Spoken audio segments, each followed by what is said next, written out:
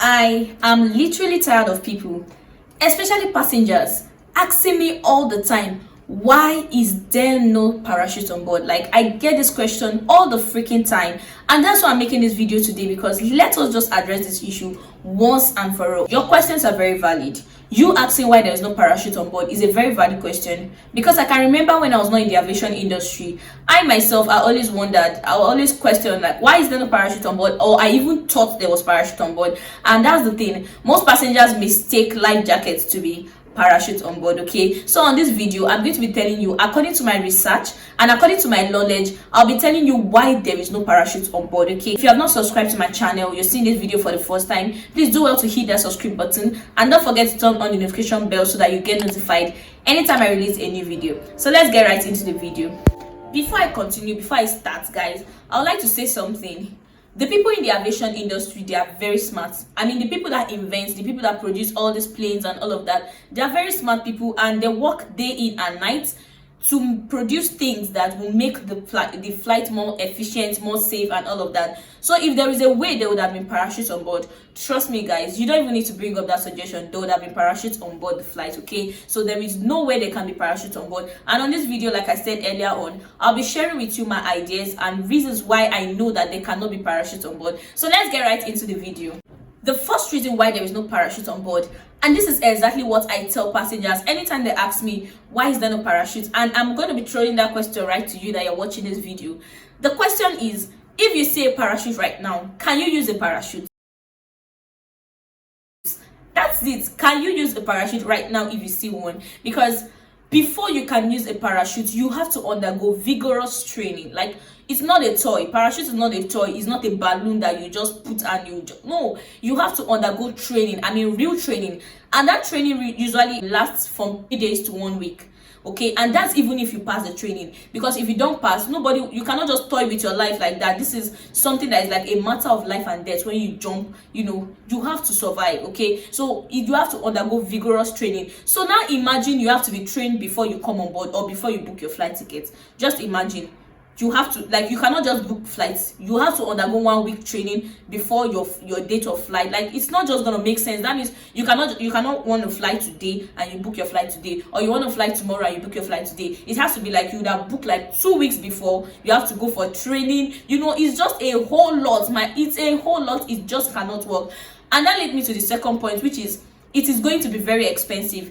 Imagine if there is parachute on board when you have to undergo training. That means you're paying money for your flight ticket separately, and then you're paying money for both training and the maintenance and the parachute. Like, I'm telling you, this thing is going to be up to 500% increase from the normal money you pay for your flight ticket. It's going to be a lot for both the airliners, because they are going to be designing a special type of parachute. Are you aware we cannot use the normal parachutes that they use? And I'll be explaining the reason why as we go on in this video. Okay, so that means they will have to design a special type of parachute for you.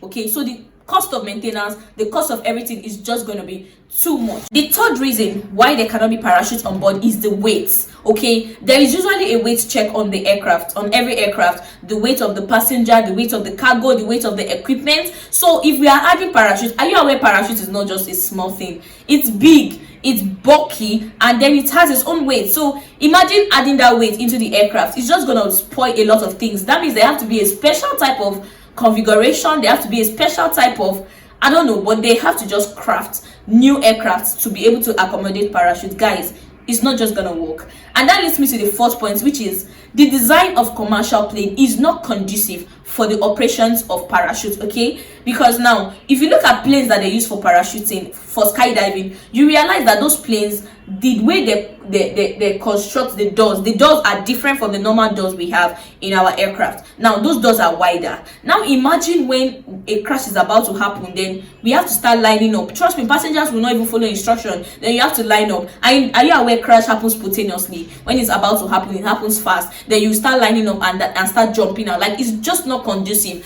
And also the engines. We usually have engines on both sides of the aircraft. Now imagine when you jump, the engine just sucks you in. When the engines is on, you don't go close to the aircraft. Okay, so now imagine the two engines are on and we are airborne and they are powered and they are working, and then you jump and the engines suck you in, or let's say the air because we are going to be jumping from a very high altitude. Imagine the air now, it just moves you anywhere and hits you and knocks you on the wing of the aircraft or on the tail of the aircraft. Guys, it's just not going to work. It's just not going to work. Okay, so the fifth point on my list is the fact that crash happens during takeoff and landing. Are you aware? That's the critical phase of flight. Most crashes happen during that period, and then if it's not happening during that period, it's going to happen when we are cruising. Okay, so when crash is about to happen during takeoff and landing, that altitude where they are is too low to the ground, because if you want to do skydive, you have to be around 10,000 to 13,000 feet above the sea level. That's the altitude that they go as far as that altitude where they want to do skydiving. You can't skydive when you're very close to the ground. Now imagine we are taking off and there is about to be a crash, and then you're very low to the ground, and then boom, you cannot skydive, you cannot use the parachutes, and then during landing you cannot use the parachutes. And then when we are airborne, when we are at that altitude, let's say 35,000 feet above the sea level, trust me guys, you cannot even jump out during that period, because the air, when we are above 13,000 feet, the air there are very thin and there is no oxygen. That means they'll have to now create a type of parachute that it comes with its own oxygen. Guys, it's not gonna work. It's not gonna work. Like when we're at a very high altitude, and also the temperature, because it's always going to be very freezing cold when you're above, when you're at that altitude. That means before you even land, you will die. Before you even come to the ground, you're already dead, because the air there will make your intestine, you explode, and then the temperature, and then a whole lot of stuff, guys. That's if we're up. And then crash happen very spontaneously. Like if we can be at 40 something thousand feet, and then we'll come to the ground immediately within 3 minutes you're on ground. So imagine that thing is happening. Where is the time for you to start lining up and jumping out of the aircraft? Where is the time, guys? This thing, the way I'm seeing it, is just not going to work. Okay, the last point is that having parachutes on board is gonna cause more harm than good. Guys, quote me, more harm than good. Because let me give you an instance. Do you know there are positive response to emergencies and there are negative response? And trust me, the amount of negative response to emergencies is higher than the positive response to emergencies. Guys, we are humans. Trust me, nobody wants to die. And in fact, let me tell you guys, it's as bad as when there is severe turbulence. You need to see the reaction of passengers. Now imagine when there is now an actual crash. Like, they know that there is a crash, they might survive, they might not survive. Guys, you're going to see a whole lot of reactions. And then at that period, some people, due to their negative reaction to command during that period, they tend to just flop. Like, they tend not to follow instructions. When you tell them line up, instead of lining up, they are pushing other people because they want to quickly jump out. Now imagine they are not listening to instruction. Everything is just going to be in a mishap. Okay, so now imagine, apart from that, imagine one time if people are trained to use parachutes and there is parachute on board, and okay guys, I forgot to add this point. The airplane are always pressurized. You cannot open the door when you're airborne.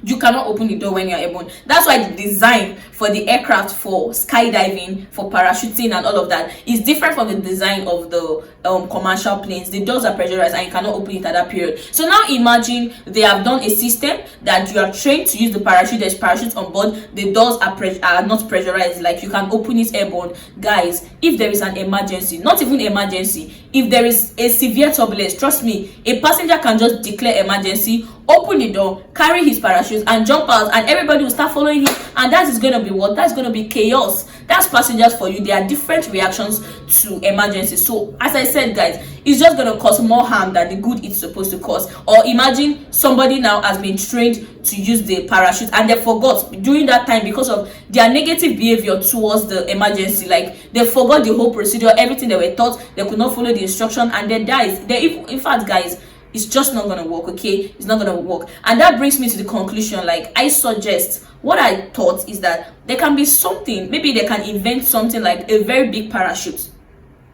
that is going to be for the aircraft. Like, in case there's a crash, it will just carry the whole of the aircraft. But guys, I don't think this is going to even really work like that. It's going to take a lot to invent it. It's going to be so expensive. Like, they should create something like a very big parachute. Maybe it should be under the aircraft and then it brings the aircraft and it lands it down safely. I don't know, guys. This is just my suggestion. This is my suggestion. Maybe they can create something. Maybe it can be detachable. It will detach the cabin from the cockpit. I don't know how it's going to work, but something that can just bring all the passengers down safely. But guys, that's going to be a whole a whole lot of work. Okay, so guys, if there's any reasons why there is no parachute on board that I have not mentioned in my video, you can do well to comment it in the comment section. And also, if you have any other idea, anything you think that manufacturers can invent to make us safe during a crash, like any other thing, because guys, there are so many equipment we have on board that ensure we have a safe flight. We have the life vest, which is under your seat or in between your seats,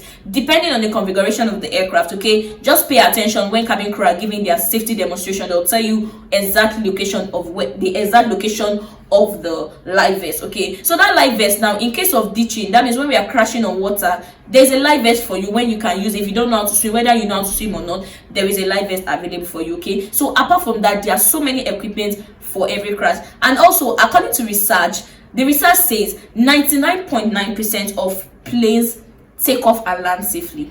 Just 0.1 that does not land safely, that there's crash and all of that. So guys, on every flight, you just have to sit back, relax, and enjoy your flight. Stop thinking about crash. This is gonna happen, this is gonna happen. Just be rest assured, pray, trust your pilot. And like I said earlier on, nobody wants to die. Even the pilot don't want to die, the airline don't want to lose money, the engineers don't want to lose their license. So if there was something wrong with the aircraft before, I don't even think they'll take off. Talk more of like wanting to land you. So all these things happen in a very rare case, so you have to just relax your mind. Okay, and I'm very sure that our manufacturers are even still working towards producing something that is going to be very effective for the flight. Okay guys, these are my ideas, and this is what I think, and according to my research, I know that are the reasons why there is no parachute on board. I hope I'm able to answer your question. Thank you so much for watching this video to the very end. And if you still have not subscribed to my channel, please and please, if you find this content valuable, do well to subscribe, turn on the notification bell, watch my videos, like, subscribe, go through my previous video, watch and support your girl. Thank you so much for watching, and see you in my next video. Thank you so much, and bye bye.